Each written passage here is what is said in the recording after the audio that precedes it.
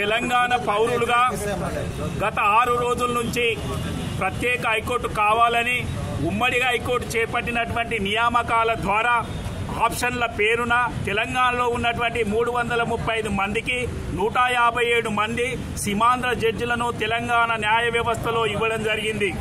దీనివల్ల తెలంగాణ కోసం పోరాడి నీళ్లు నియామకాల కోసం పోరాడిన ఈ బంగారు తెలంగాణలో గత 2 సంవత్సరాల నుండి సంబంధిత అధికారులకు సంబంధిత ప్రజాప్రతినిధులకు విన్నవించిన పెడచెవిన పెట్టిరు. కాబట్టి తెలంగాణలో ఉన్నటువంటి న్యాయవాదులు న్యాయమూర్తులు జరగబోతున్నటువంటి అన్యాయానికి ఈ నియామకాలు జరిగినట్టయితే శాశ్వతంగా తెలంగాణ ప్రాంతంలో ప్రాంతీయ వివక్షత కొనసాగుతుంది.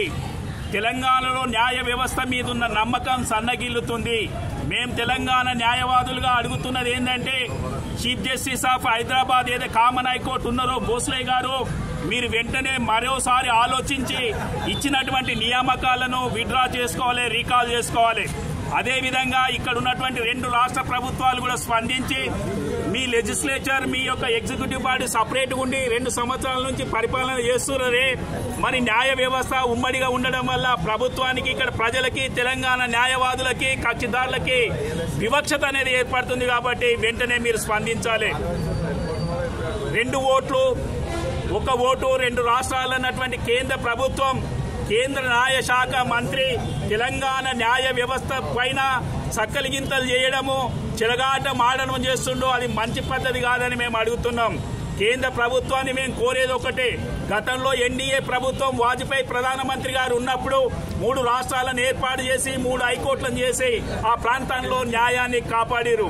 మరి ఎన్డీఏ ప్రభుత్వం మోదీ గారు 2 సంవత్సరాల నుండి చేస్తాము అంటూ సాచివేత ధోరణితో ఆపడానికి మీ మతలబ్ ఏందని మేము అడుగుతున్నాం. అదేవిధంగా ఓ గౌరవనీయ ముఖ్యమంత్రి చంద్రబాబు నాయుడు గారు 1953లో మీ పెద్దలు మద్రాసు రాష్ట్రం నుంచి విడిపోగానే గుంటూరులో హైకోర్టు పెట్టి మీ ప్రాంత ప్రజల యొక్క న్యాయ వ్యవస్థను కాపాడారు. మీరు 2 సంవత్సరాల నుండి పరిపాలన అమరావతి అది అంటున్నావు, మాకు అంత అనవసరం. బ్రదర్, నువ్వు ప్రజల పక్షా నుండి న్యాయ దేవత పక్షా నుండి విశాఖపట్నం నుండి హైదరాబాద్కు వచ్చి న్యాయాన్ని కొనుక్కోవడానికి అష్ట కష్టాలు పడడానికి దౌర్భాగ్యం ఏం పట్టిందని మేము అడుగుతున్నాం. సీమాంధ్ర ప్రాంతంలో ఉన్నటువంటి మేధావులారా, న్యాయవాదులారా, న్యాయమూర్తులారా, పెద్ద మనసుతోటి ఆలోచించి తెలంగాణ ప్రాంతం దేశంలో న్యాయ వ్యవస్థ మీద దేశంలో ఎక్కడ లేనటువంటి వివక్షత ఇక్కడ చట్టబద్ధంగా కొనసాగుతుంది. కాబట్టి మౌన ప్రేక్షకుల్లా ఉండకుండా న్యాయంగా, ధర్మంగా, నైతిక బాధ్యత ఎంచి ఆ ప్రాంతంలో ఈ ప్రాంతంలో హైకోర్టును ఏర్పాటు చేయాలి. మేము కోరుతున్నది ఈ కేంద్ర ప్రభుత్వాన్ని రాష్ట్ర ప్రభుత్వాన్ని వెంటనే హైకోర్టు ఏర్పాటు చేసి హైకోర్టు ఏర్పాటు చేసే వరకు కూడా ఈ ఆప్షన్ల పేరున చేసినటువంటి నియామకాల ప్రొవిజనల్ లిస్టును రద్దు చేయాలని మేము కోరుతున్నాం. అదేవిధంగా తెలంగాణ పౌరులుగా తెలంగాణ రాష్ట్రంలో ఉన్నటువంటి వాళ్లకు ప్రతిపక్షాల పార్టీలు అందరూ కూడా మేము అడుగుతున్నాం. పార్టీలు వస్తాయి, ప్రభుత్వం ఏర్పడుతుంది, పోతుంది, కానీ హైకోర్టు ఉండేది తెలంగాణ ప్రాంతం ఒకటే.